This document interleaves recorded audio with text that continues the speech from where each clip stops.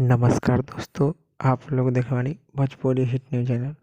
तो बहुत बहुत स्वागत बा। तो आप लोग के बता दें कि खेसारी लाल यादव जी के नया गाना के नाम और एल्बम लुक आप लोग के बीच में रिलीज कर दिया गया है, जो कि आप लोग गाना के नाम और पोस्टर स्क्रीन पर देख सकत बानी। जो कि गाना के नाम बा नैहर के याद ताजा भइल। गाना के नाम बा नैहर के याद ताजा भइल, जो कि गाना के खेसारी लाल यादव जी और अंता सिंह प्रियंका गैले बानी और कुंदन प्रीति गाना के लिखले बानी और रोशन सिंह म्यूजिक देले बानी। तो आप लोग के गाना वेब म्यूजिक के ऑफिशियल यूट्यूब पर सुनने के और देखे के मिली, जो कि 14 दिसंबर 2020 के यानी 6 बजे सुबह के 14 दिसंबर के 6 बजे सुबह में आप लोग के देखे के मिली।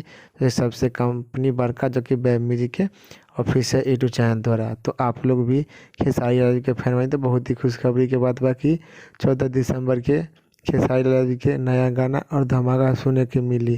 और इस रिपोर्ट के बारे में का राय बा, का विचार बा, आप लोग नीचे कमेंट बॉक्स में बताएं। फिलहाल में इतने, फिर से मिलेंगे नेक्स्ट वीडियो में। जय हिंद, जय भोजपुरी।